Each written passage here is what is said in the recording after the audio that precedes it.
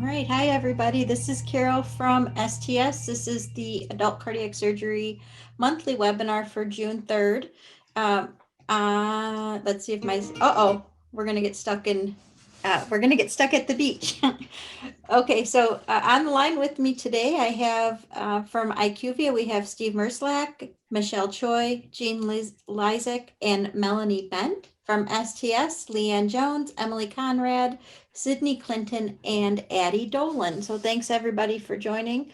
We're going to get started here. First, important dates from STS, IQVIA update, and then some education along with Q&A.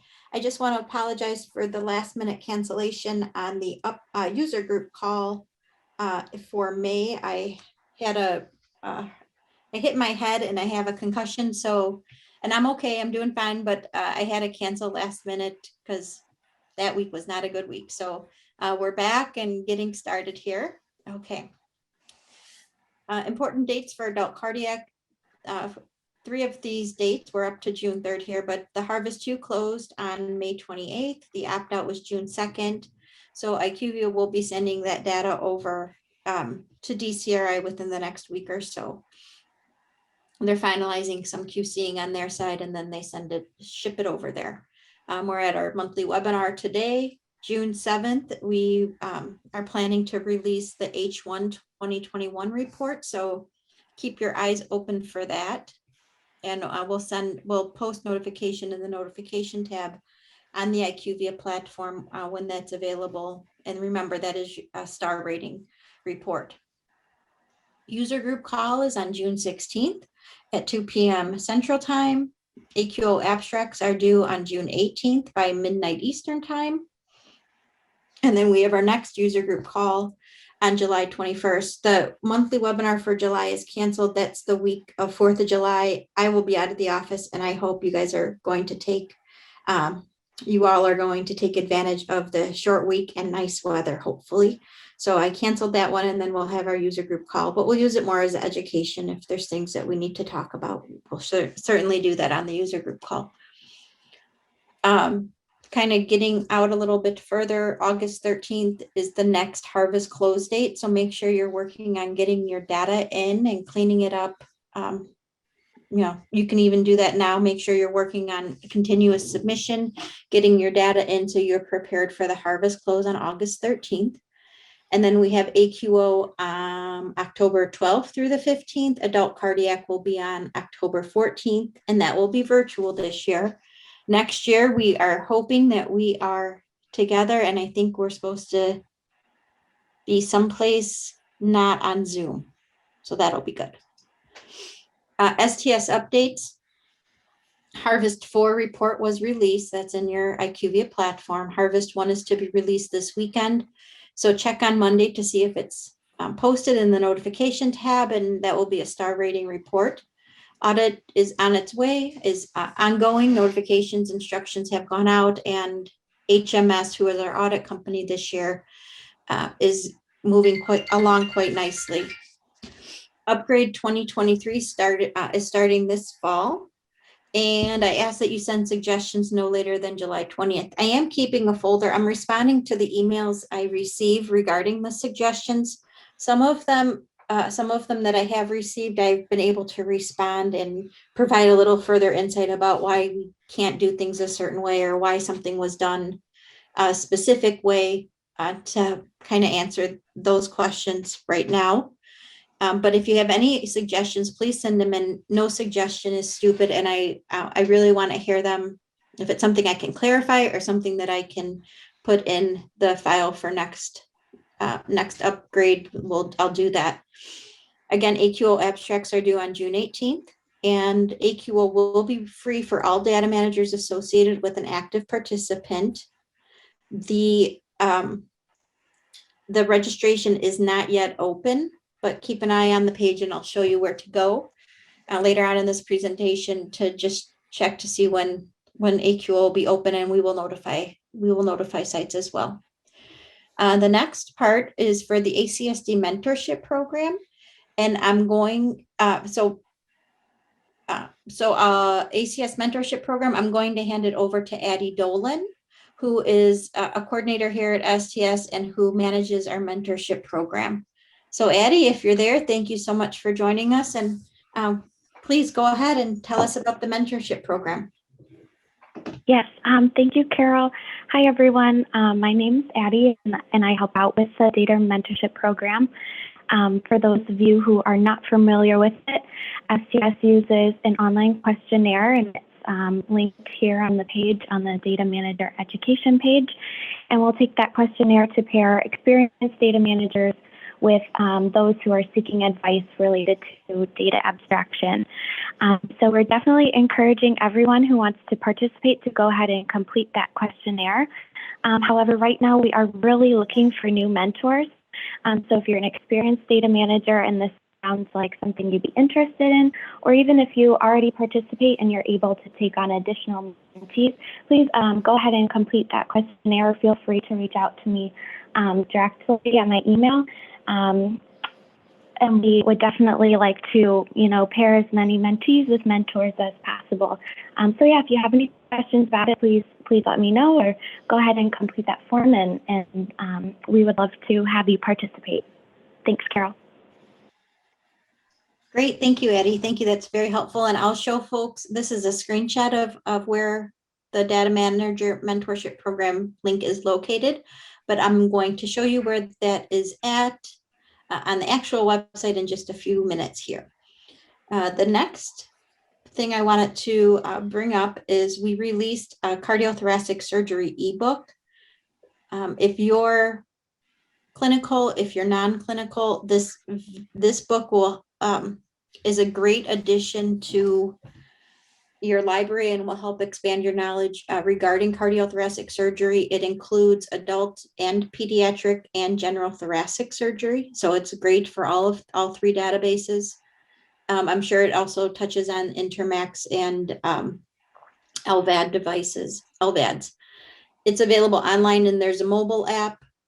300 chapters. It's a very large book, hand-drawn illustrations. It took a long time to put this together. This is the first one I think that we've put out. It's a really great resource tool for you to understand the procedures that your surgeons are performing, and just give you a little bit more background so you can kind of grasp what they're doing in the OR slightly better if you don't have that experience. So you could find more out about it at sts.org/ebook. And Leanne did not pay me for that advertisement, although she loves the book. Okay, next up is the IQVIA update from Steve. Steve, I'm handing it over to you. Thank you, Carol. Good afternoon, everyone. Can we start with the next slide? The below items were released in the May 2021 update. And please note that the items are posted under the notifications menu on the IQVIA platform.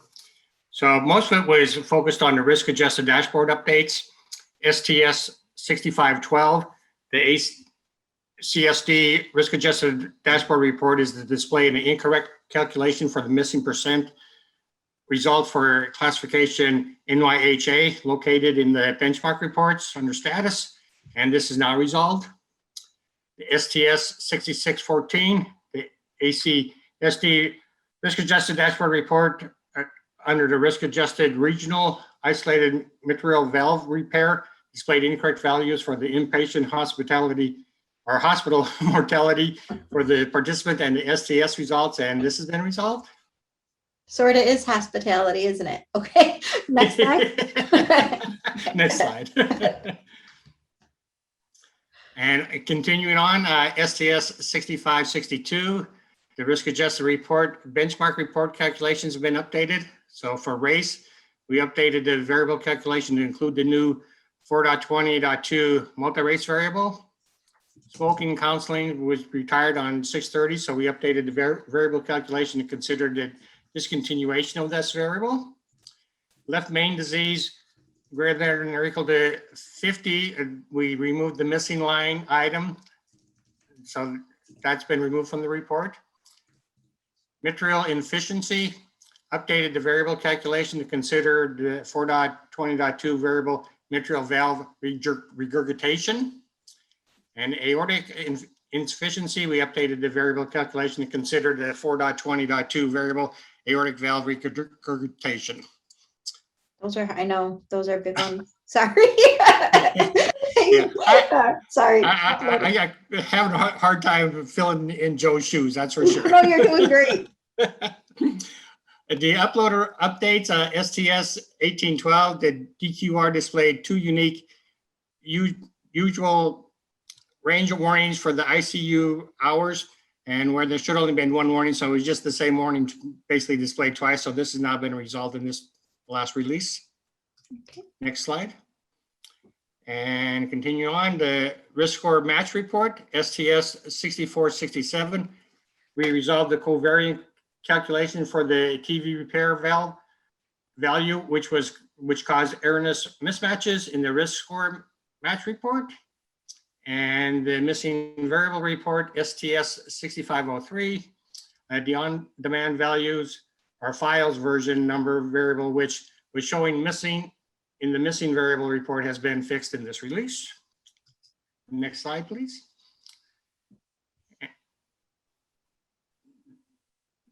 This is the. Oh, I guess we got two. Next slide. Uh-oh. You're just seeing if I'm paying attention. Sorry. There you go. Okay, and the following items are targeted for release this weekend on June 5th. And note that these items will be posted in the notifications menu on the IQVIA platform once it's been completed. So the risk adjusted dashboard report will be updated with the Harvest 1 2021 analyzed data set from DCRI, and as well as a longitudinal outcomes report will be updated with the Harvest 1 2021 analyzed data set from DCRI. Very good, thank you. And Steve, I don't know if you know this or if Melanie knows this. How long will it take to get the longitudinal outcomes report updated? Will it be at the same time, or is there going to be a slight delay? It would be at the same time. Okay, thank you. You're welcome. All right, last one, I think. And IQVIA will be posting a full list of known issues and enhancements list in the library for your reference. The posting should be available in the library menu on June 4th, 2021. Perfect, thank you. And then if you are submitting any questions regarding the IQVIA platform and you have already submitted it to IQVIA, please include your ticket number. IQVIA, they're under review right now. And doing so will help IQVIA look that up while we're on the call today.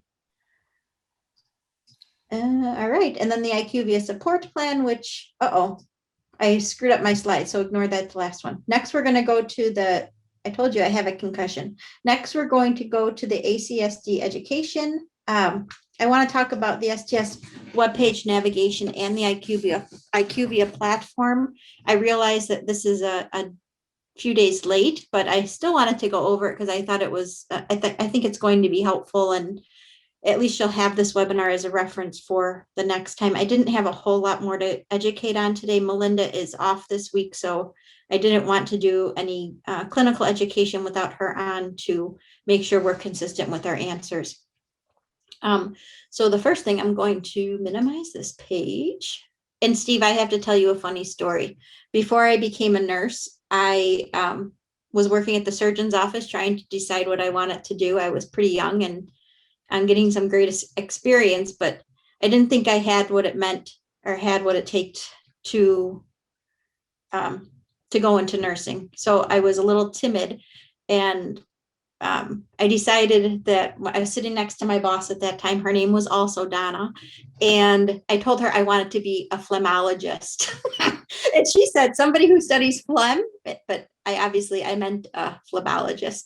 So yes, so we all have when we get into the medical side of things, I think we've all struggled with pronunciation and things like that. So don't ever worry about that stuff. Okay, thank you. Okay, so I wanted to show you all the STS homepage. And this is the STS homepage, and I wanted to point out a couple resources within the STS website that are relevant for you all. The first is under the meetings tab, and this is where you're going to find information about AQO. It's also linked to from within the registry, but this is where you'll find under live courses, you'll find the AQO information. And when you're, if you're submitting an abstract, this is where you'll find the guidelines and where to submit it. And also this is where you'll find registration information.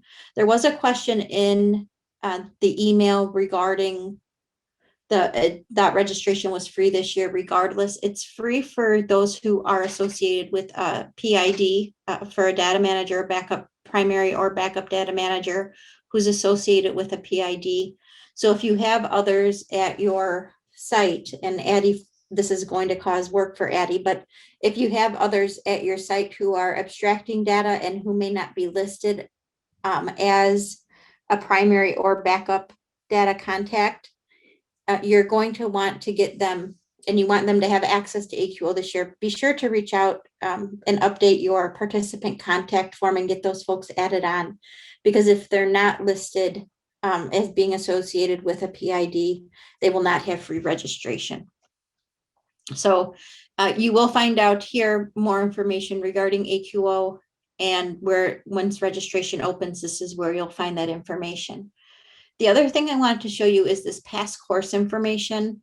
And I was kind of snooping around here to see, you can see this is last year's AQO. We had pretty good turnout, our biggest one yet. And we had a lot of great information. The platform is still open until October 12th, which is the first date of the new of 2021 AQO. And if you had already registered and you attended AQO in 2020, you can go back and review the videos that are posted within each. You just go to the platform and you can view the related sessions if you've already purchased it. Otherwise, there's information in here. I believe it's $200 to purchase these recordings, and there's a lot of great information. Dr. Whitman did a great presentation on hemodynamics and capturing the deteriorating patient. These are still applicable. It's the same version. Dr. Kim did a great anatomy presentation on the aorta. And then Dr. Desai and Nancy Honeycutt provided an abstraction walking through the form. I think this is all very, very good information. So I think it's a good refresher leading up to this next AQO, which happens in October. So if you've already purchased this and you attended AQO, go back and watch these sessions. If you haven't, I think $200 for all of this information, although you can't collect CEs. You can't collect CEs on this if you purchase it. The CE portion is all complete, but at least you get the information to help you do your job better and to give you a little bit more information regarding these certain sections prior to the next AQO. So again, that was under the live courses is for the next AQO 2021. And then past courses is where you'll find the information on the 2020 AQO. And again, that's open through October 12th or to October 12th. Okay, so I wanted to show you those. And then there was a question about the ebook. So I'll show you, let me see if I can find where that's at.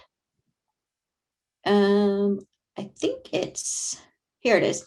So online learning, which is the first tab here, and you'll find the ebook. There is a cost associated with the ebook, but it's well worth it for the amount of information and education you receive.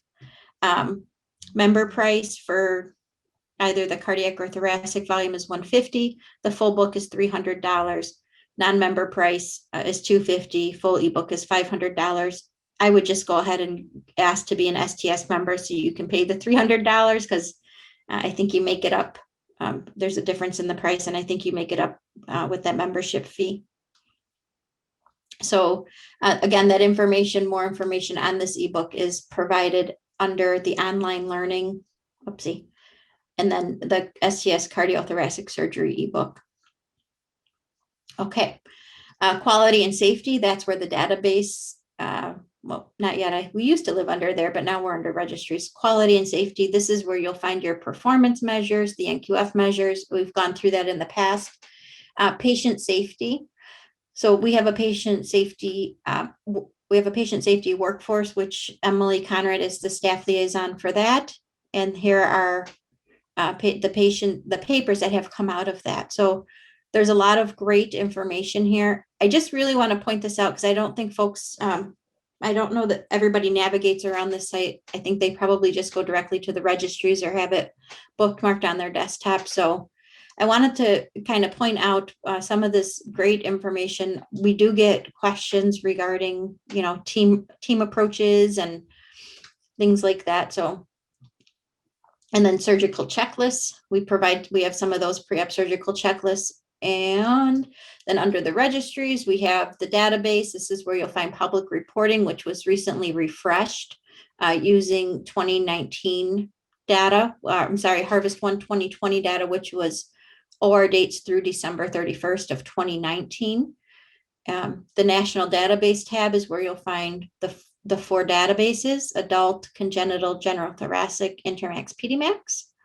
And lots of information on here with the tabs, quality performance measures, MIPS, pretty much all the resources you're looking for. And this link will direct you right over to the STS ACC TVT registry, which is housed on the ACC platform. So under the databases, on this page alone, there's so much information. Join the database if you're interested in becoming a participant. That you'll find that here. All the recordings to the previous webinars and dates for upcoming webinars are underneath the view webinars. Clinical question form. This is where you'll submit your FAQs to Melinda. I wanted to point this out because I get some emails about questions that come in, and sometimes they're group emails, and it's really helpful if you can submit your clinical questions to the FAQ mailbox so we can be consistent in our answers. And if there's things that need to be tweaked within the training manual, we know that we can do that. We know we can do that. Melinda updates the training manual monthly. So, and then just within this important resource page, you'll find the link to AQO here. But I kind of wanted to go down the Data Manager Education tab has reports, but here's where that mentorship program is. And then a lot of different information.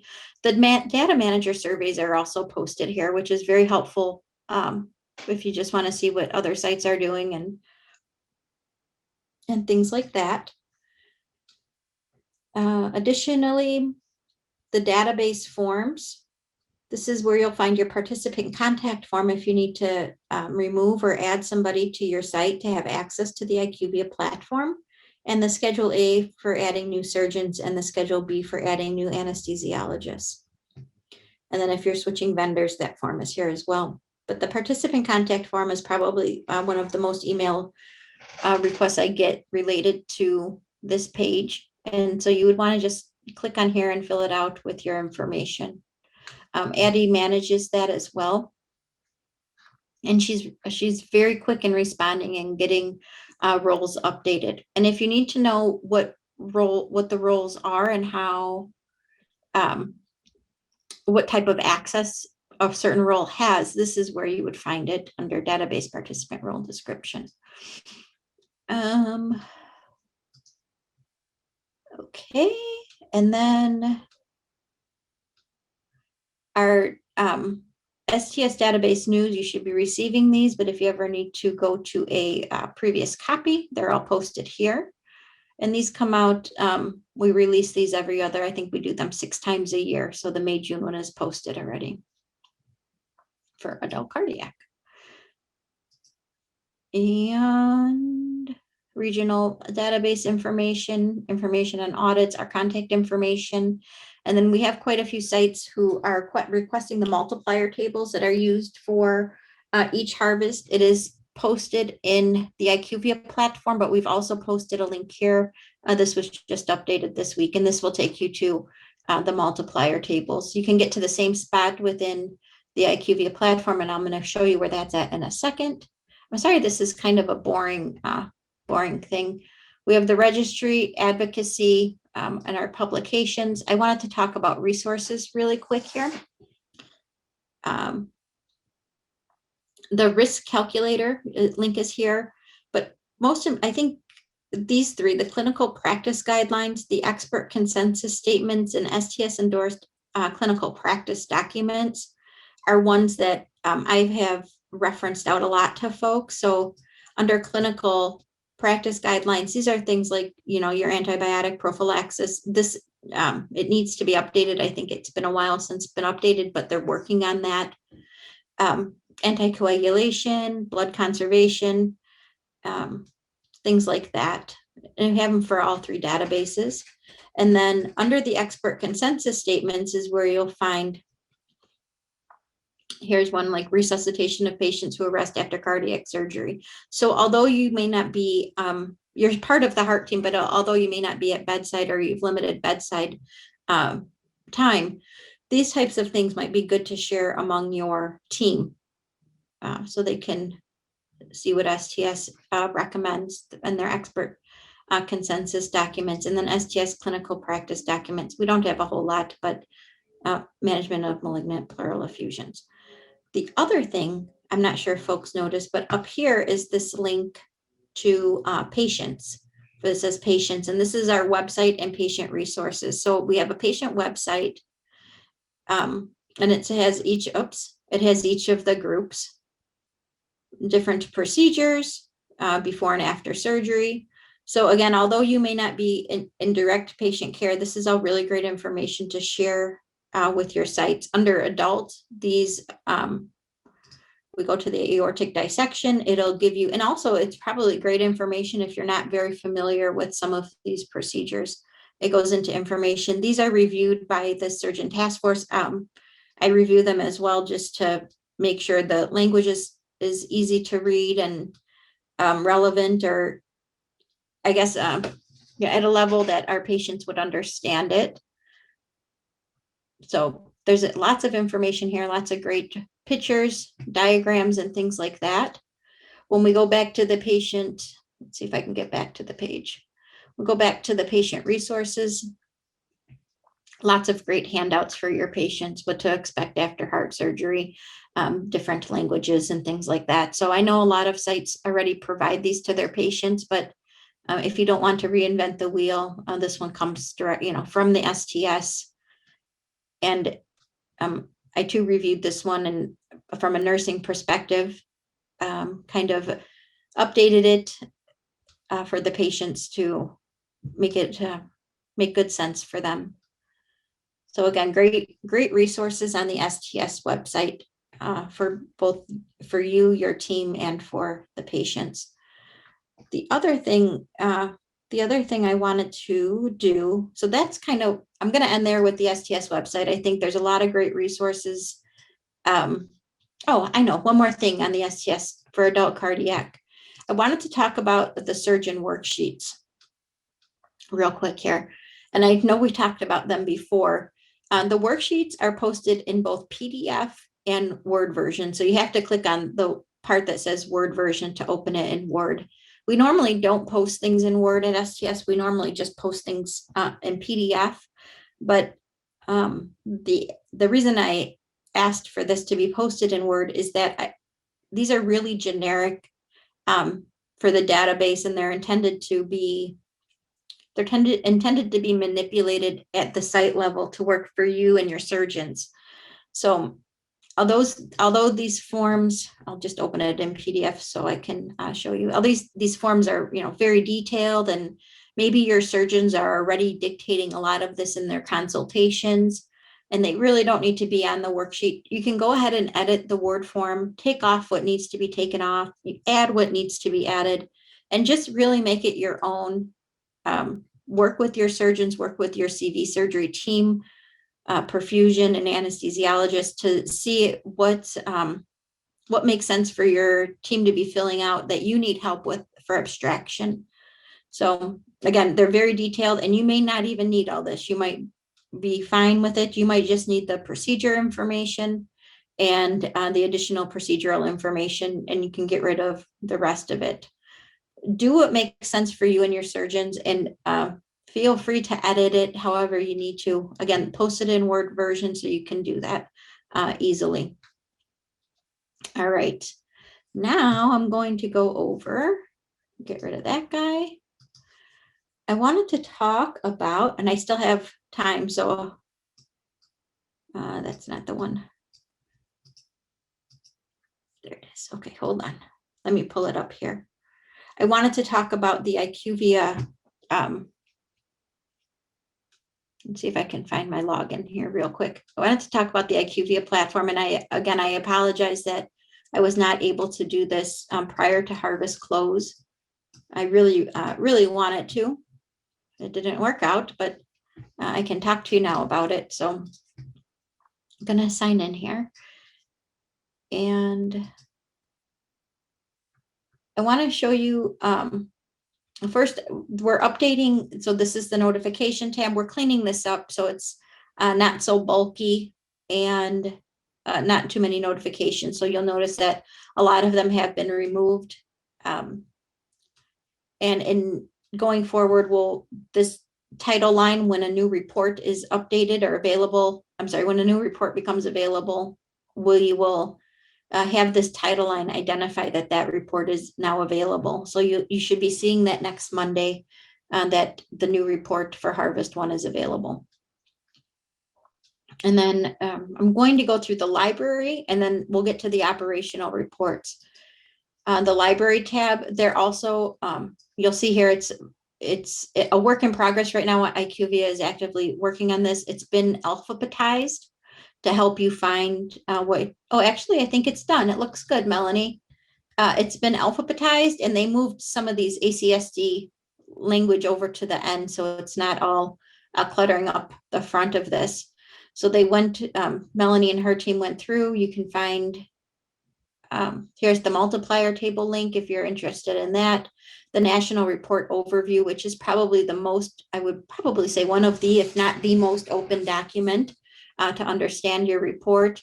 And then additional things that are listed here in alphabetical order to help you better navigate this page. So I hope that's helpful, and thanks Melanie and team for doing that so quickly. And then I wanted to go under operational reports and talk about these first three. And cleaning up your data and getting ready for a harvest close. And maybe this is going to be more relevant, and we can certainly do it again. But I kind of wanted to tell you how I would do this if I were in your shoes trying to clean up my data. We all have different processes. We all submit data differently. But let's say that I submit a file, and the steps I would take is, first I want to check out my harvest summary report. When I go into this report, I enter my dates and apply parameters. And let's see if we can easily do this here and maybe not take up too much time. I was just going to do a small time frame. Sometimes I feel like I'm on a cooking show, talking through my steps. So I just selected a small time frame for the harvest summary report. This is I don't have any harvest summary report because I have, I'm in the STS record, and I don't, let me go to another one here. Hold on one second. That has some data in it, and another test one for me. So there we go. So I'm going to go, the first thing I'm going to do after I upload, and I see that my upload was successfully submitted, and I get the green checkbox and all that stuff. I'm going to go to the harvest summary report, and on the harvest summary report. So again, this is the first thing I'm going to do after my file is uploaded. This isn't going to like me today. Sorry, guys.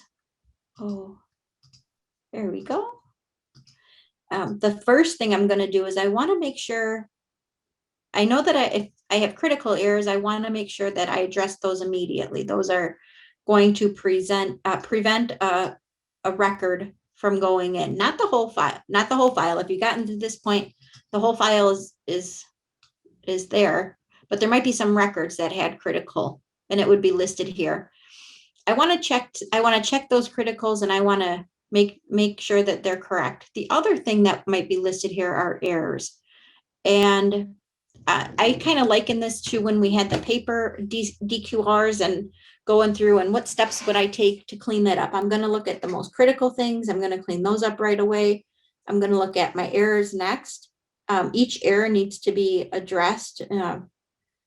Most of them can be resolved. Most of them should be resolved.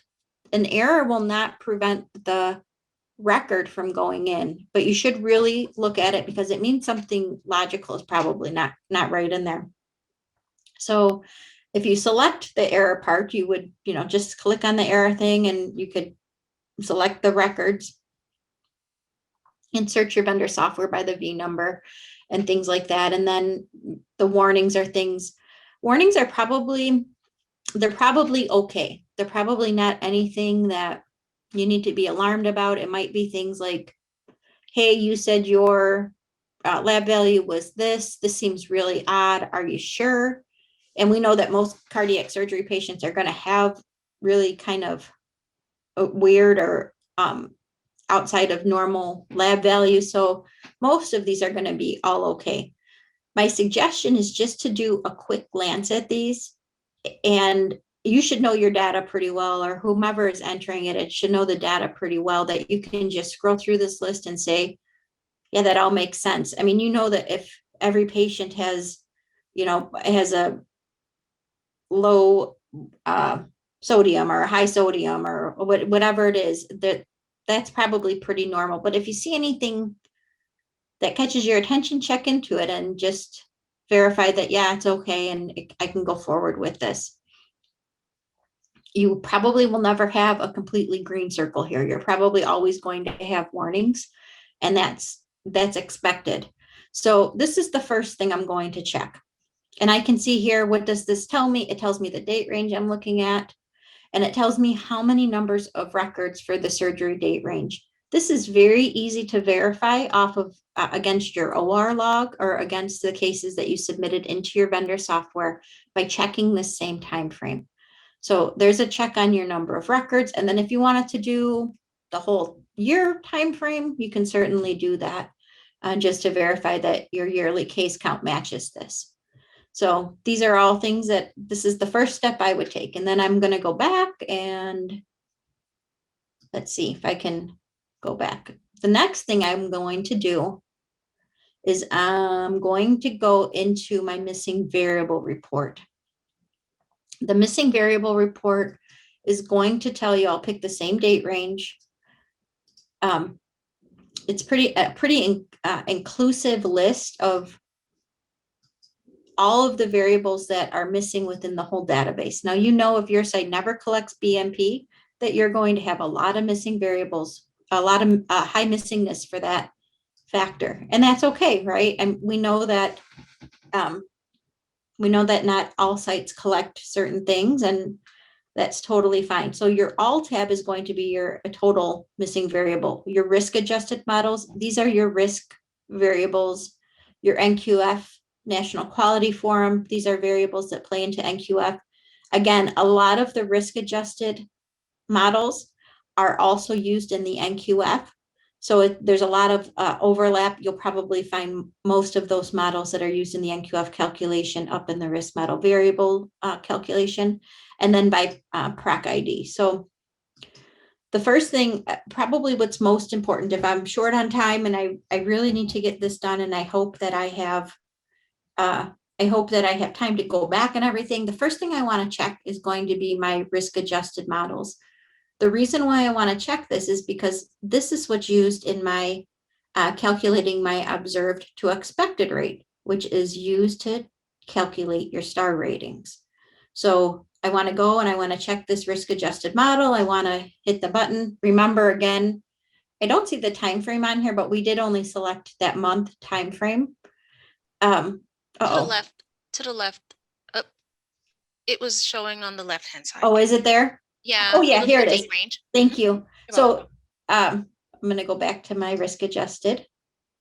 And there, sorry, Melanie, thank you. And here's the date range. And I can see for my risk model variables for all the cases that were entered in this time, I only have 2 variables that have missingness.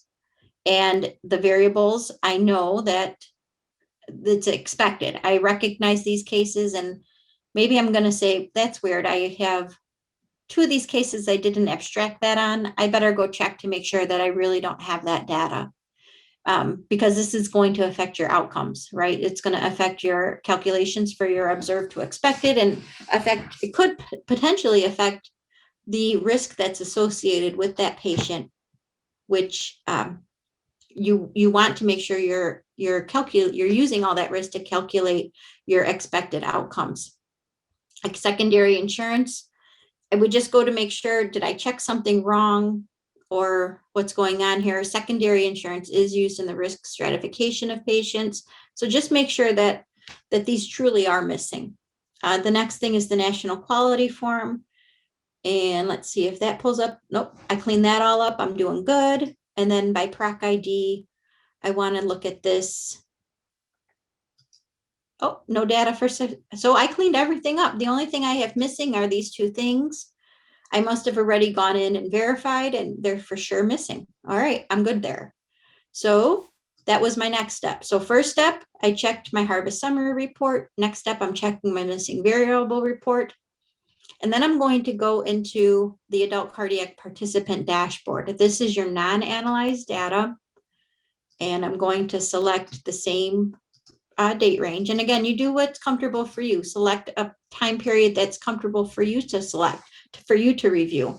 It's possible that you do 1,000 cases at your site, and it's only reasonable for you to review this in 2 weeks at a time. Then do that and do what works for you. Don't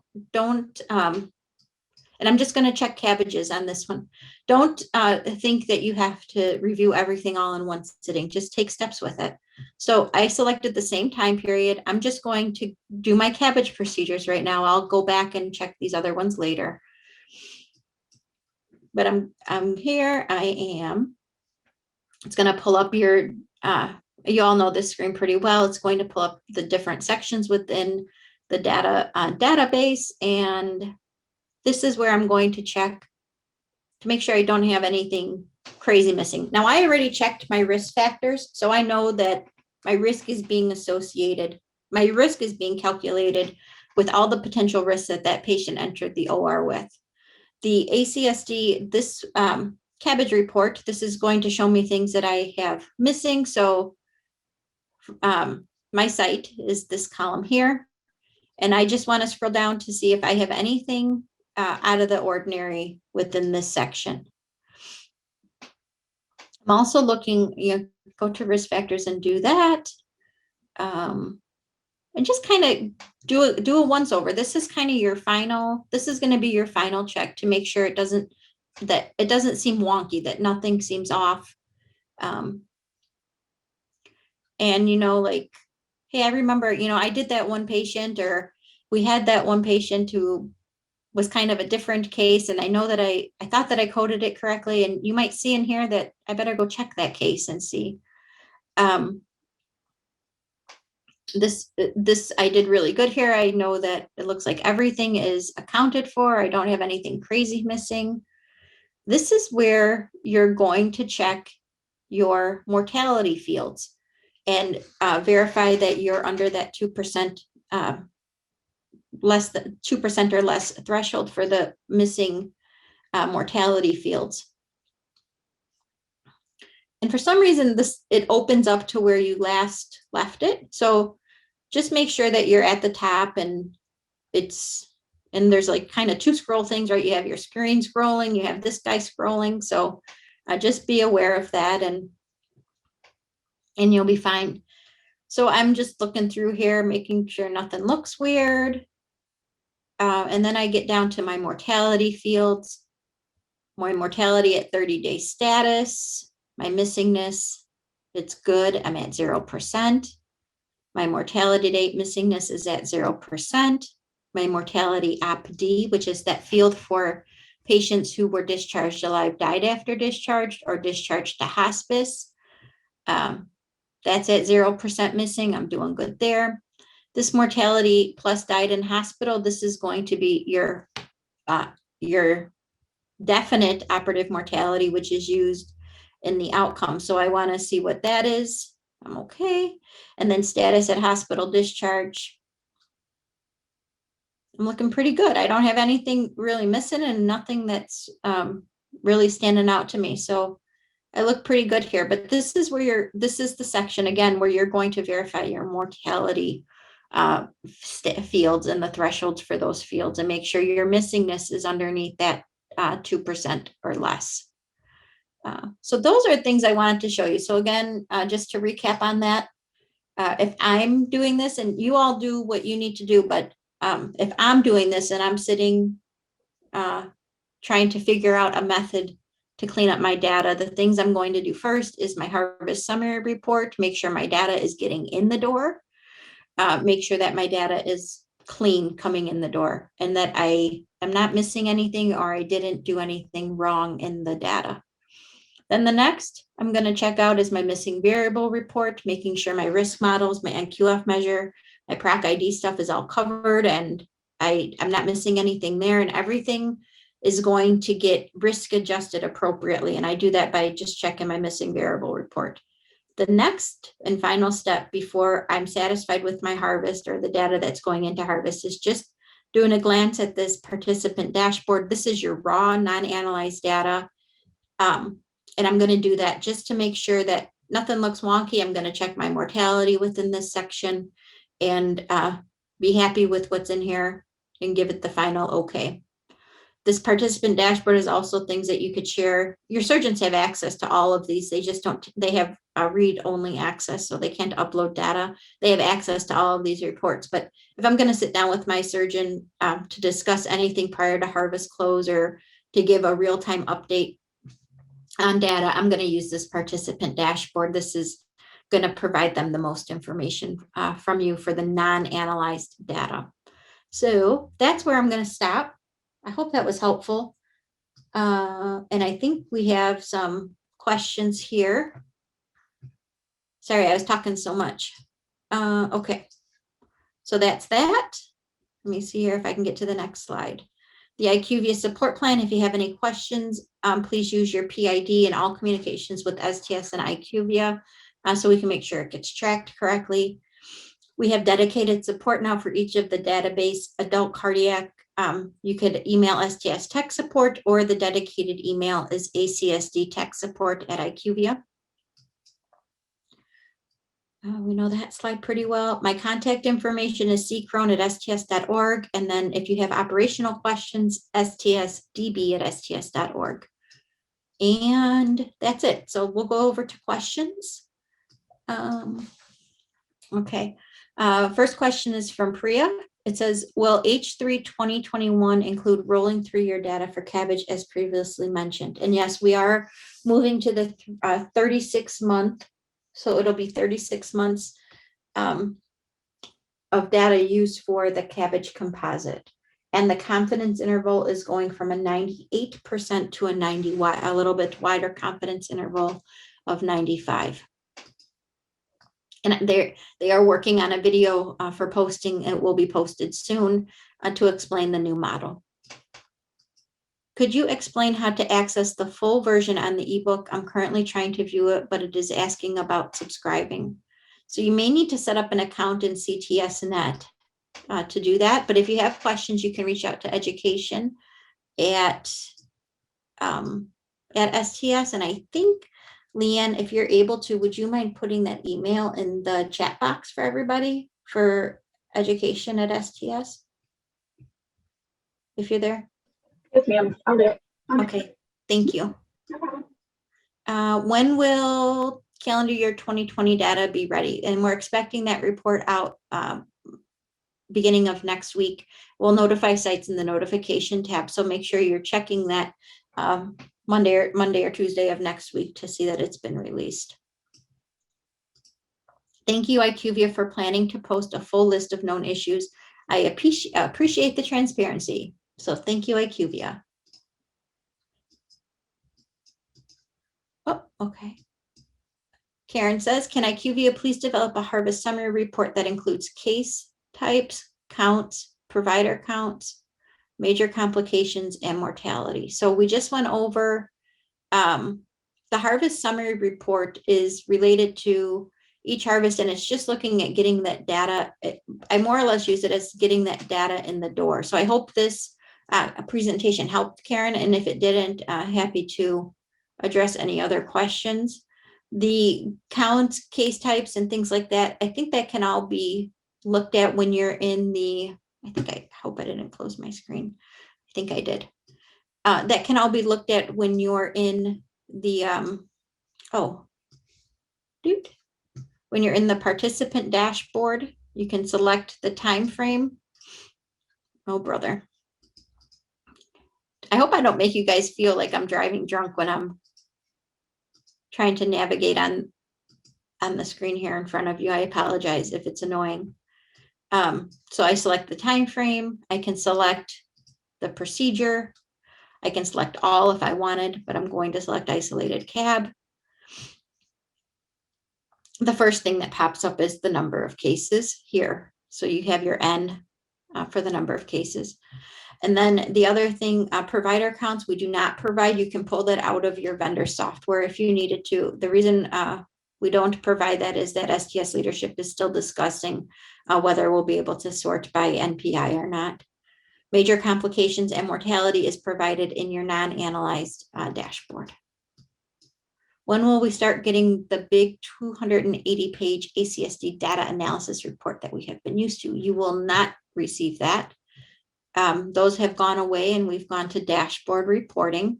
The national report overview, which made up a good chunk of that, is under the resource library. So resources library, ACSD national report overview. This is the front matter of that report that you would receive every quarter. That's posted here. The rest of the data you can, you can go into the risk adjusted dashboard. You can download the most recent report, or you can go back there, all listed here. The next one to be posted will be data through 12/31/2020. And you can download these reports into a PDF format for your surgeons if you wanted to share them that way. Otherwise, you, if you're doing in-person meetings with them, I think it's just as easy and probably a little bit more cooler if you, not that we all want to be cool, but I think it would be cool to be able to share this real time, click on what they need right in front of them, not have to flip pages, and really get familiar with your data here and how to read this new report instead of handing them a PDF report. So if you do your CV meetings, CVT meetings, it's probably really better to be sharing this in person, and then also be able to have your EHRs open. So if you need to go into a patient's chart, you can do that as well pretty easily all together in that meeting. Just what I think would be helpful. If a patient had a cabbage and an ASD repair, this is an isolated cabbage, correct? So we find that under the PROC ID chart.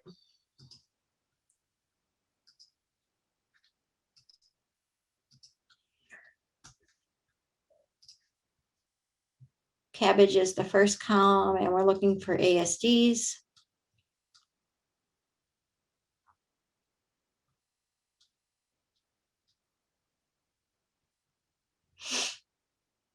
So here's the other cardiac. ASD repair has to be nowhere missing to be included in the isolated cabbage category.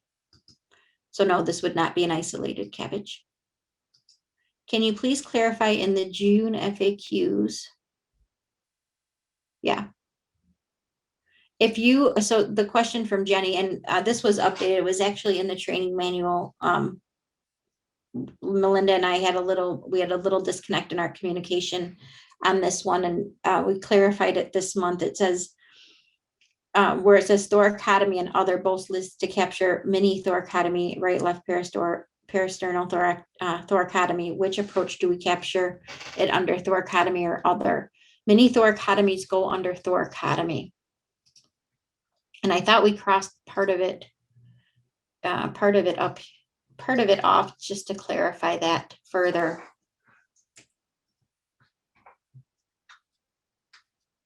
So thoracotomy, we're going to collect right or left parasternal thoracotomy, limited or mini thoracotomies, all under thoracotomy. Other includes transverse sternotomy, subcostal approach.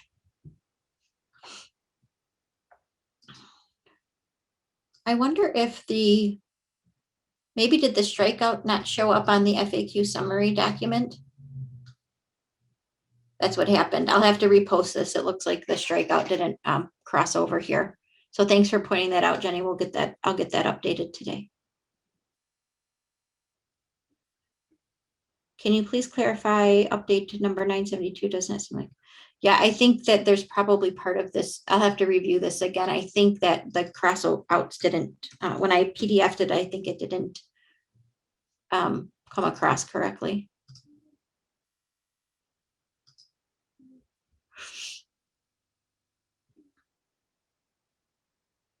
Nope. So no crossouts for this one. So indicate whether the patient, this is patient in AFib at OR entry. And it says indicate whether the patient is an AFib flutter, or a flutter at time of OR entry. Use the first documented prior to induction. I'm not sure if I got it right, but could you clarify, Jenny, if I'm missing something? Any idea when the ACE-ARB definition and discharge info will be on the harvest reports? Melanie, do we have any, or Melanie or Steve or Jean, do we have any updates on that? Let me check on that. I thought that it was available, so I'm taking a look.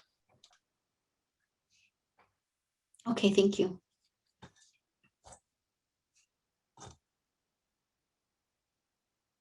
Next question is from Bonnie. It says, I sent a question to IQVIA and was informed to send it to STS because it was clinical in nature. On the longitudinal dashboard for the measure short post-op stay less than 6 days, it appears that this encompasses the patients that did, I think you meant did not meet this measure. However, since this is a positive measure, higher percentage equals improved outcomes. I'm trying to understand why a decreasing rate would move me closer to the O to E expected. Well, it will appear that a decrease, I think we're going to have to review this one, Bonnie. It's a little technical for me to read and try to figure out. Sometimes I have to go back and forth and look at different things to see what the question is referring to. So if you could send this over to me in an email, that I would really appreciate it. Sorry, I can't get to it on the webinar today. I think for the STS member, you need letters and references, or am I mistaken? I think you just need to put your emails in for references and just let them know that you're requesting, and then STS will reach out to those folks.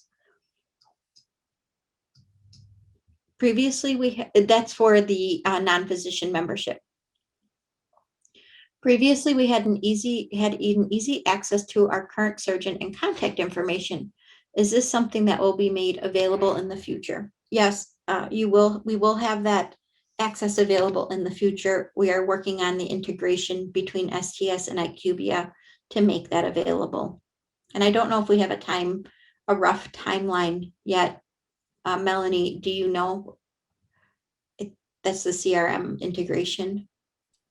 I know you're looking up something else too. Sorry. The CRM integration, I am not 100% sure. Yeah, it is coming, and it is. Thanks. I didn't think we did, but maybe I missed something. I know it's something that we are working on and that will be coming in the future. Is there any STS update on the BS target interop? What is the range? Does STS have any report or quality measure on the data we enter highest interop glucose? Oh, is there any STS update on the blood sugar target interop? What is the range? I don't know that we have anything out there that has anything related to the blood sugar interop. You might have to do your own manuscript research on that to see what's out there. But STS, I've looked before and I didn't see anything on the STS website regarding that. For submission, I thought all errors were changed to critical, and we now only have critical errors that have to be addressed and warnings that need to be reviewed. No, there are still errors. Not all errors were changed to warnings, but there were some that were changed, like the logical errors of your surgery date is before your admission date, or your OR exit date is before is before your OR entry date. Those types of things were accidentally marked as errors previously, and we changed those to critical. So still check out all your errors. Your critical errors have to be fixed. Check out your errors to make sure that it should be very random that an error does not need to be fixed. So check out your errors if you have them, make sure that they're corrected. And then the warnings again are just a review. Probably you're going to expect those warnings to have populated. When a data set is re-uploaded, can the full number of records in the harvest be displayed and then the number updated? So the overall summary of the harvest counts, that's where you're going to, see if I can get back there. That's where you're going to find that on your, under the harvest summary report, if you put the date range, is that right, Melanie? And you select, you'll see the number. You can see that information on this report. If you put in that specific date range, you can also look at on your uploader, on your data quality report, there is another tab that's called a critical summary. And the critical summary is going to show you the total counts that were included in your data submission. So each time you resubmit, that will continue to capture that information to show you the total number in your submission. Can I get to the uploader screen from here? Not on this site that you're on. You Okay. can most likely on the on your 999. Oh, Maybe. okay, let's see. I think your role drives that.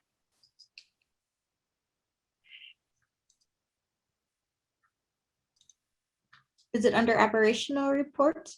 Oh, it's your role. Yeah, your role is not going to allow you to get there. So Okay, that's okay. But under the, when you first log in and you get to the uploader screen, that's where you would see the tabs down here at the bottom. And that's where you'd be able to look for that information.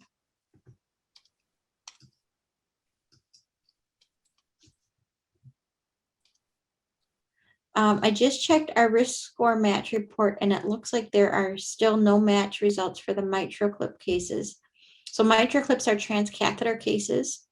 I'm assuming this is transcatheter, Tricia. They should not be calculating a risk score for those cases.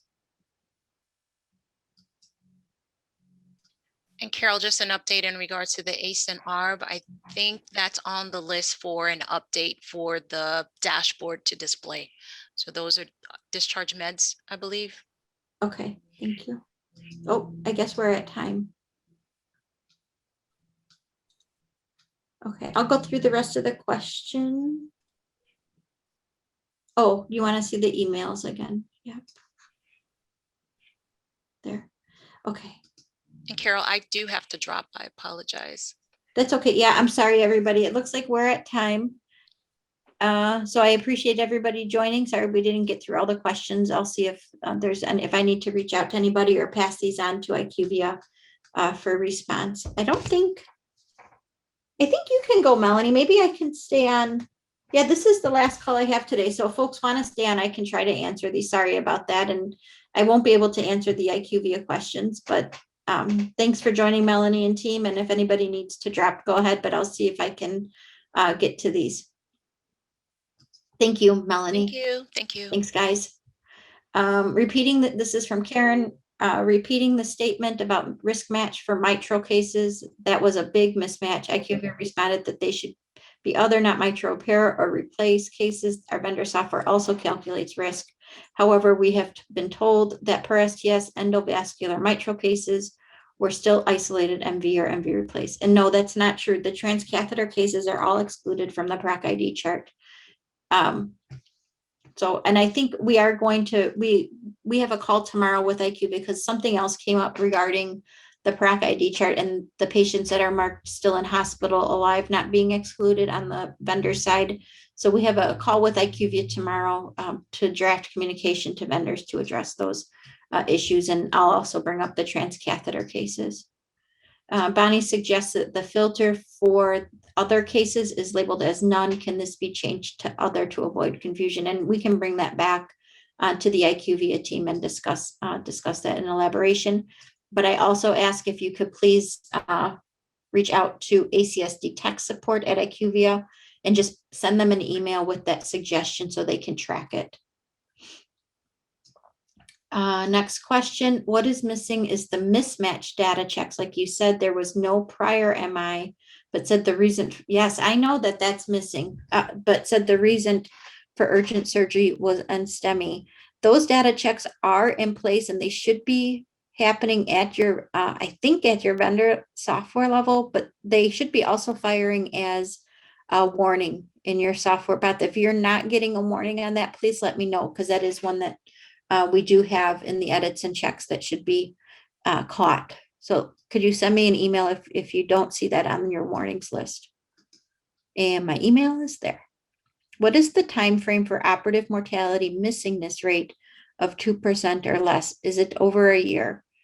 So it was previously it was the actual year. So you had to have each year that was in the harvest, 2017, 2018, 2019, each year had to have the 2% or less missingness. For harvest 3, that caused a problem because you have 2 years that only contain 6 months of data.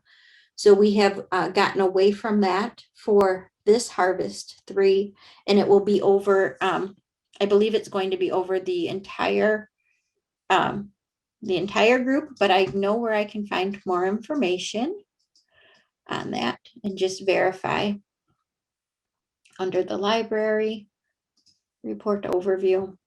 And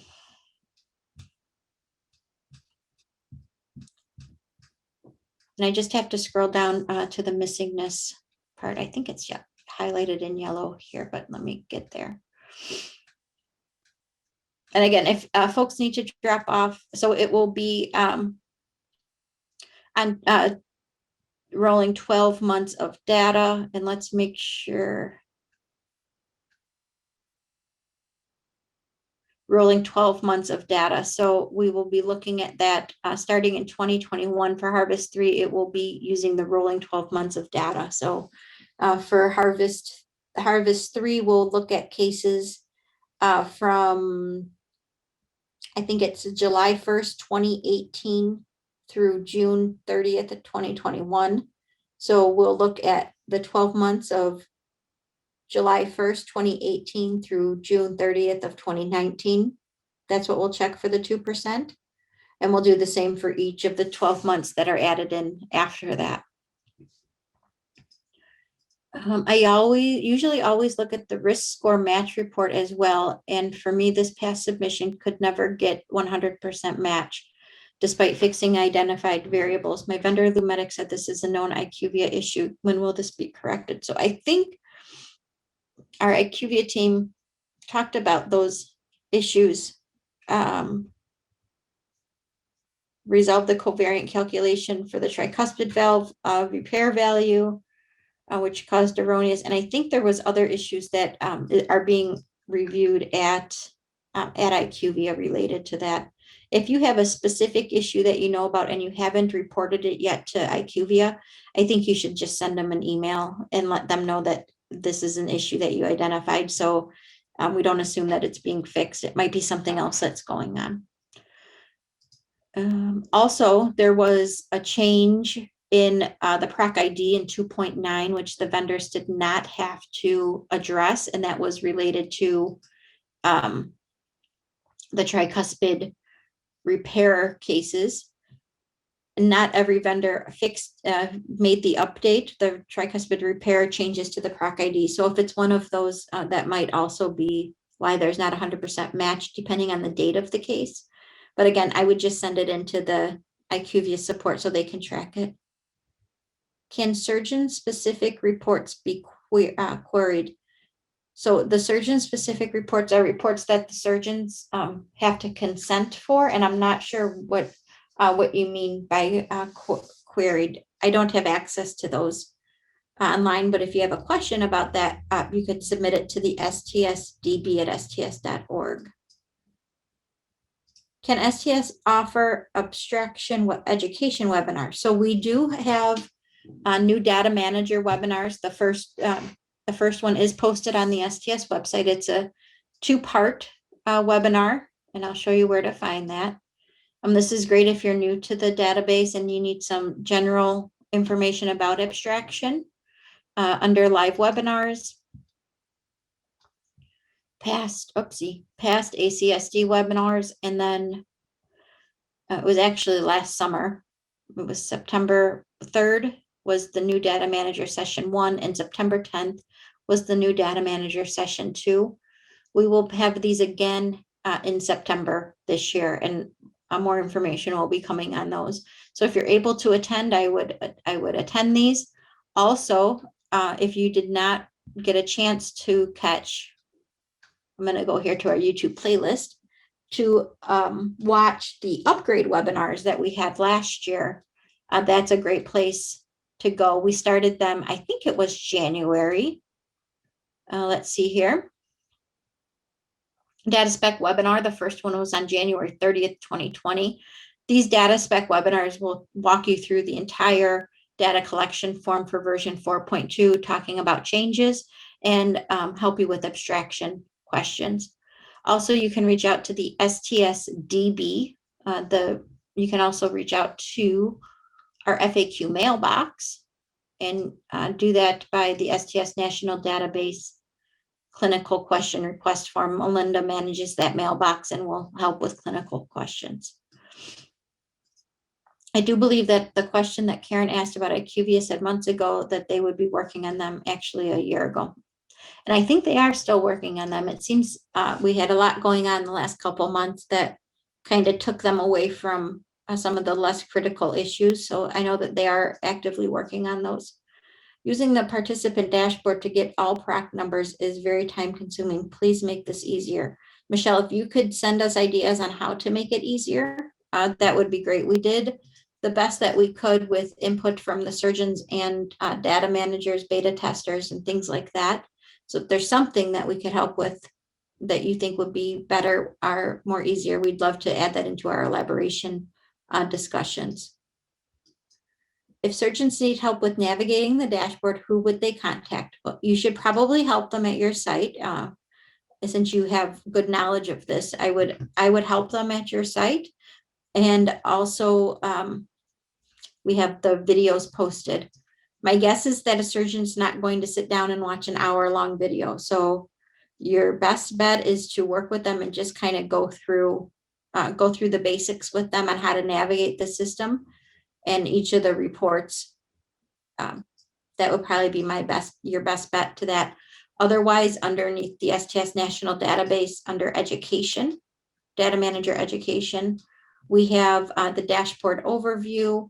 And then we also have general navigation training, IQVIA uploader, and DQR. So there's a couple here that would help with that, but it's probably best if you sit with them and just walk through the different things. They would probably really appreciate that if you have time to do it. Will there be any streamlining of reporting access? The only way I've been able to get a second report after being in the last is to back out of the report selection, re-enter the date section, then wait for it to be loaded again. It's not quick between screens. No, right now that's how you're going to. So if you're in the report, that's the best way, is you have to select the timeframes each time you go into the report. If you're in the risk adjusted report and you just want to go back, because I'm not sure how else they would know that you want a different time frame. So you have to do that, and it has to reload. Remember that all of these first three reports, the missing variable, harvest summary, and participant dashboard, these are all live data. So there's nothing static in here. It's changing every time a site uploads data. So it's not like it can easily just pull that data out and display it on a screen. It has to take time to pull everything that all the sites have been submitting and repopulate the dashboard each time you reload that page. The risk adjusted dashboard reports, these are static reports, so the data is not going to change. So when you click on it, it shouldn't take too long to load. It should all pretty much be there. When it goes, it's just going to take time to populate, but it shouldn't take too long. But sometimes I have noticed that it does, and IQVIA did did make some changes to make it populate faster. You also have to remember I'm running a webinar off of my computer at the same time and sharing my screen and all that. So it's going to take my computer longer to process everything. But it shouldn't, these pages are static, so it shouldn't take too much time to repopulate this information. When you're in each of these reports, you just use the home button to go back to that same, you shouldn't have to reload each of those pages. If you're seeing a significant delay, Susan, I would reach out to IQVIA and just let them know maybe there's something that they can help you with regarding connections.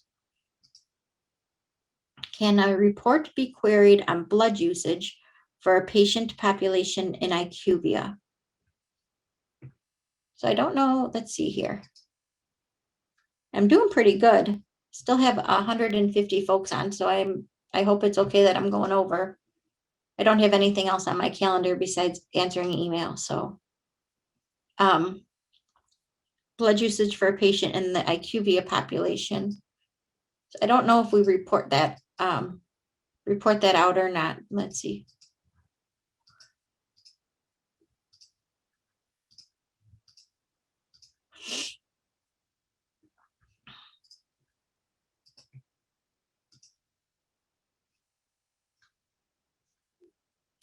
That is, oh, I think we do report it out.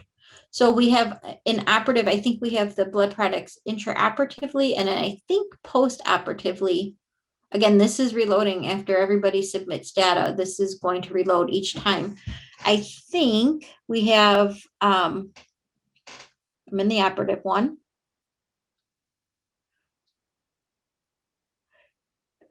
Intra-op blood products used. Yes or no? If you want to get more specific than that, you're probably going to have to put a request in through the research center. We also have in the post-operative section is one that is intra and post-operative blood products. So your site and then the STS numbers are here. And again, the graphs at the top, you can select, actually, these are the 3 that we report out. I think we report this in the benchmarked report as well, in the risk-adjusted dashboard report. Let me see. I'm not 100% positive, but let me check here. I think we reported out in one of the benchmarked reports.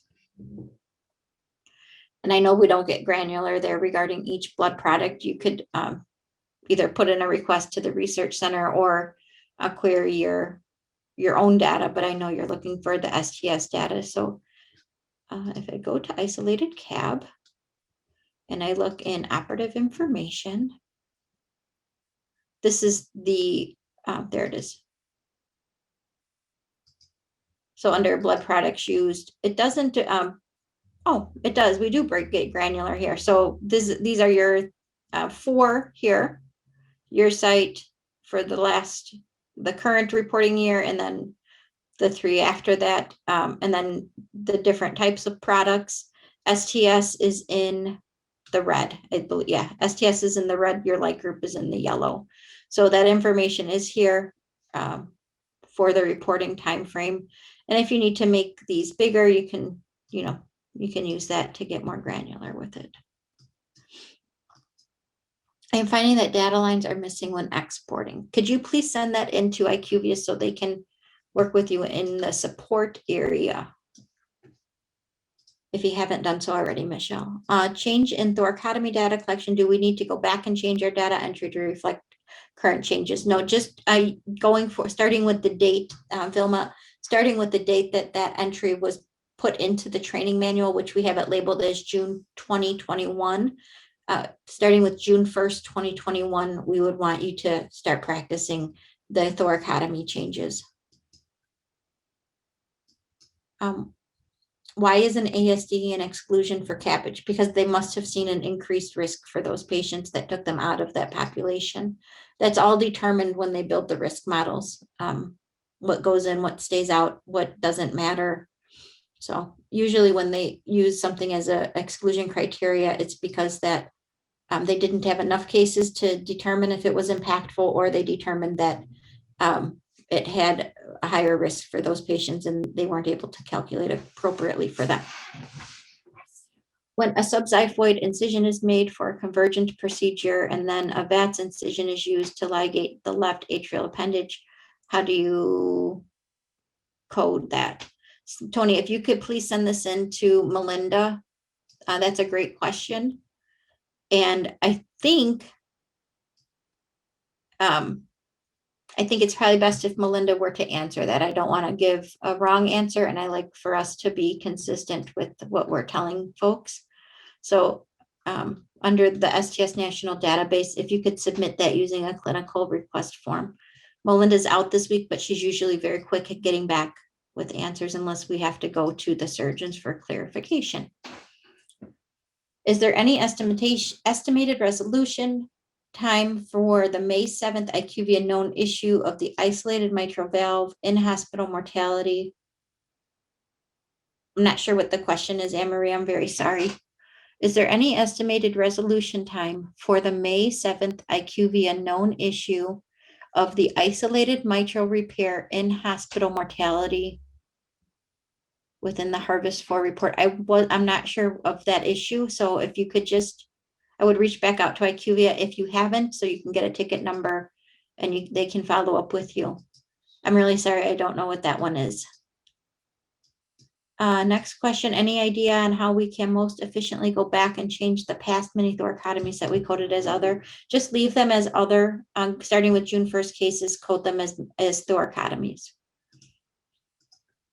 I see this now resolved per the May. Oh, thank goodness, Anne-Marie, because I had no idea.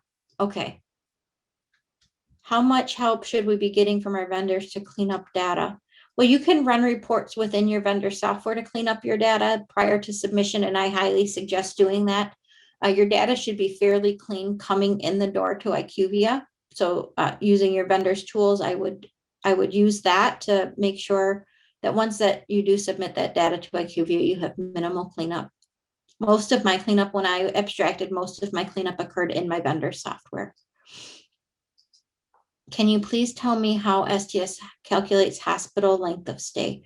We actually have 2 hospital length of stays that we calculate, but for reporting purposes, I think the NQF measures, we use the, I don't know if they're NQF measures or not, sorry, but we use the OR exit to discharge. And you can find that under quality and safety performance measures. I think it's here, and if not, I'll know where to find it. Okay. It's not here. It must be under, oopsie, the NQF ones. Maybe. That's not what I meant to do.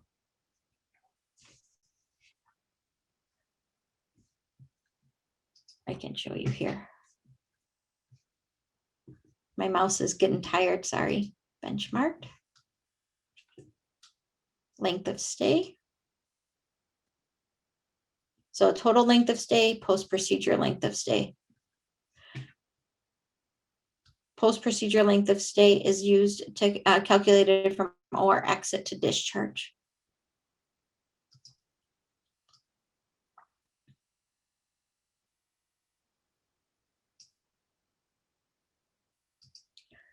Karen's asking about report for data inconsistency relational errors. So those are your warnings, your errors, and your critical errors, Karen, that we provide back on the Harvest uploader and in the Harvest summary reports. These are the same checks, and additional checks or updated checks for version 4.20 that we had in place with DCRI. Some of these checks are already implemented in your vendor software.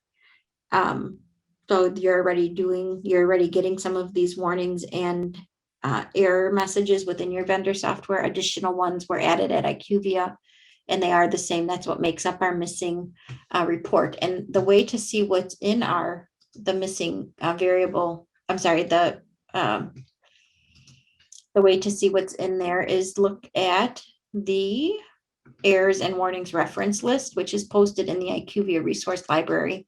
And this is going to give you the entire list. Uh-oh, what did I do? this is going to give you the entire list of warnings, errors, criticals for all 3 versions that IQVIA now has in place. The warnings are going to be all of these other checks, like total time in OR is greater than 48 hours, or entry exit date may be inconsistent, because we don't expect patients to be in the OR for greater than 48 hours.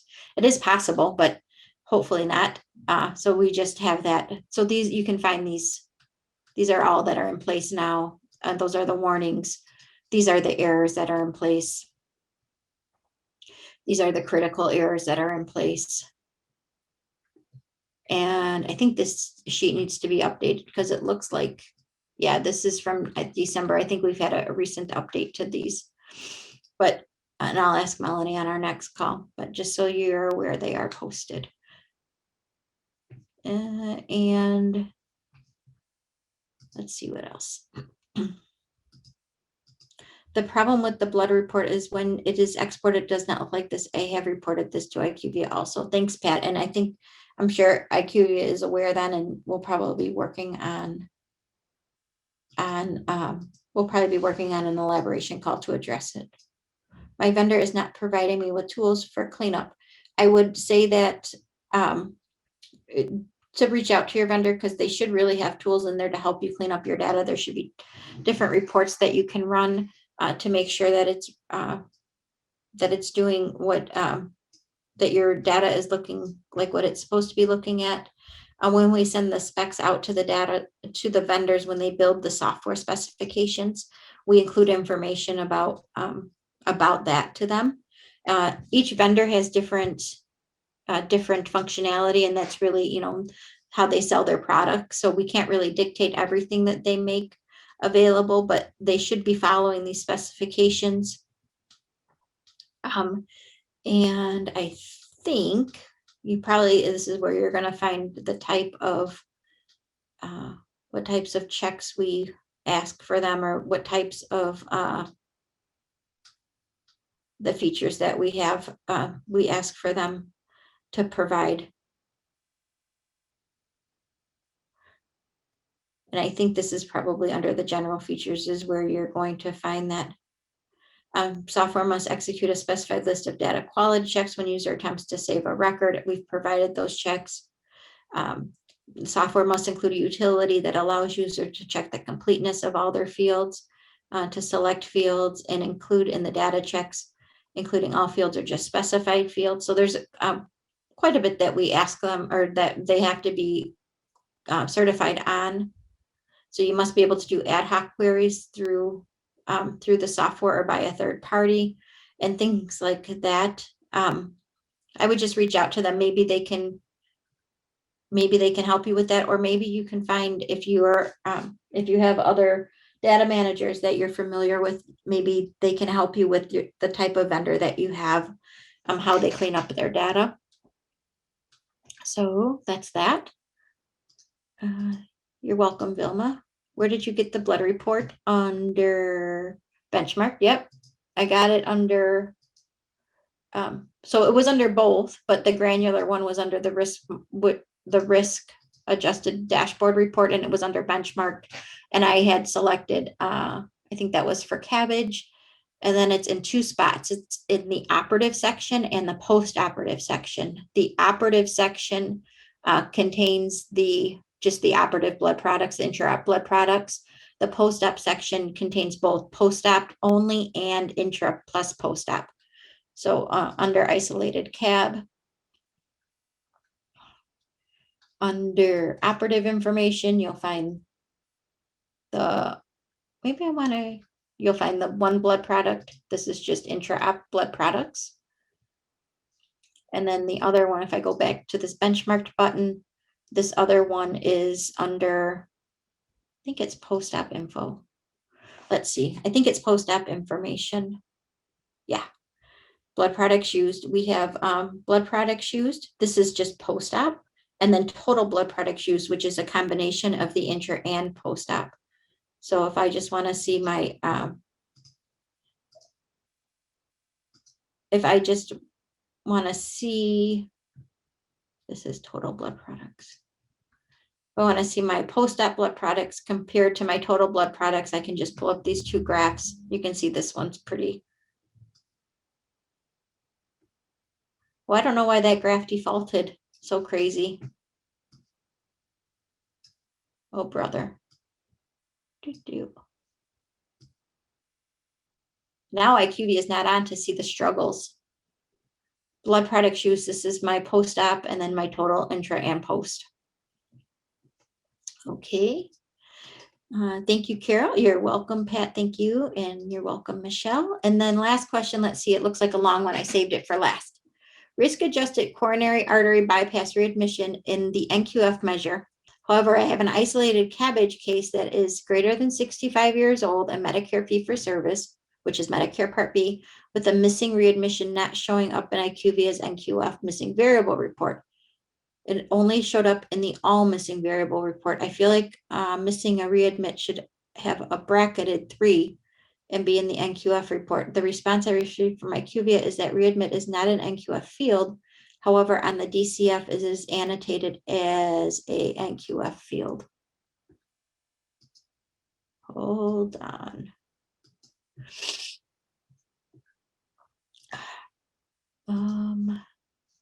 Where am I going? Okay.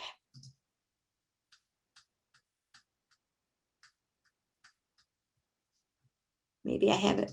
Maybe we have it marked wrong. Sorry for the scrolling. And thanks for the last 114 people that are hanging in there and my team.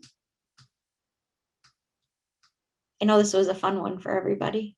Readmissions down here.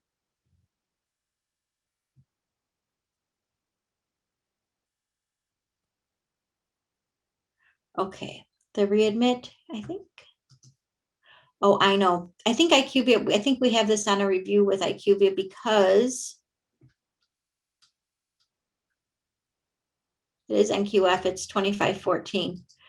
And I think for some reason IQVIA had a very small list of, and I don't know why, but I think we have this in for review with IQVIA because it is an NQF endorsed measure for readmission rate.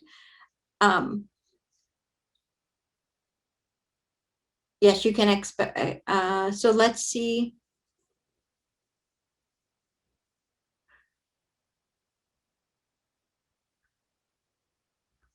So I think we have this coming up on Friday for our call with IQVIA. If you could please just send an email to me, Rachel, and I'll make sure to pass it on to Melanie to make sure we don't lose this one, because the email I received from IQVIA was a week or so ago regarding the NQF measures, and it looked like it needed to be reviewed with them. So if you don't mind, send me an email. I'll make sure we do that. Thank you. Our sites using direct input. Our sites using direct input using any IQVIA cleanup reports or queries not available to vendor submission sites. No, they're not. They have all of the same checks in place that the vendors have, and they have the same reports that that uploader users have, except for the uploader report, which is because they don't have to upload their data. So they're actually they don't have anything extra or anything additional. They have all the same reports. They get, the critical errors, they're not able to finalize entering that case in if there's critical error. So that has to be all cleaned up at the time of data entry. But they still have access to the missing variable report, the harvest summary report, and the participant dashboard, but nothing extra. Can we export graphs directly to PowerPoint? Yes, you should be able to export graphs directly to PowerPoint, and you would do that, I think, by that. I'm gonna have to load this page again. Sorry, everybody. And this, yeah, IQVIA will have to let us know when that's updated with the NQF question. Okay, let's see. I'll show you how to do it, and then this is going to be the last question, because we've been on the phone for a long time. As you can tell, I'm I've been sitting in my house for the last 2.5 weeks. I haven't been able to do a whole lot, and I'm chatty. poor Leanne and my team have had the brunt of it. We're fine. I just have to give Armando a heads up when he's. What's that, Leanne? You'll have to give Armando a heads up when he's reviewing for posting. I can't hear you very well. I'm I sure it was funny. I think when you export everything from this report, it will print out the, hold on. I think when you export this, it'll print out the graphs. I might be wrong. If that's true, I think you, if you go to export and then you you send things out to PDF, it reports out that stuff.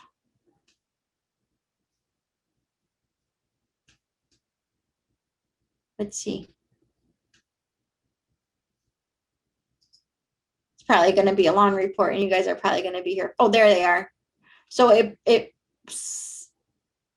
gave you the most recent screen that you were on, but I'm sure that there's a way to print out all pages. And that would probably print out all of the graphs. You just have to select. You can probably export the exact page you're on as well. So there is that function.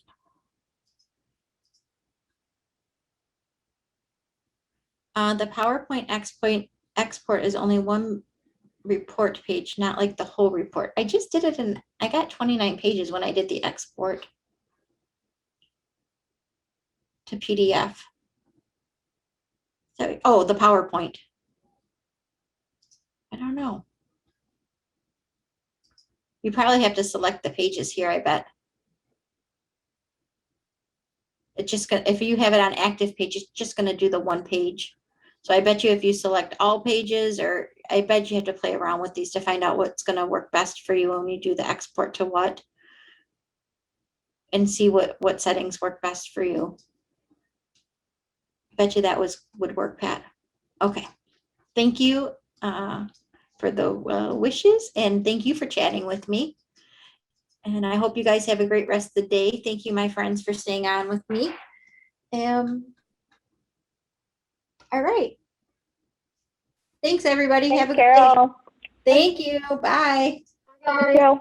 Oh, I want to put up my proverb. Thanks for joining. May the tide always reach your chair and you find a piece of paradise in everything you do. Let's go to the beach, people. Beach in my mind. All right. Bye, guys. Bye.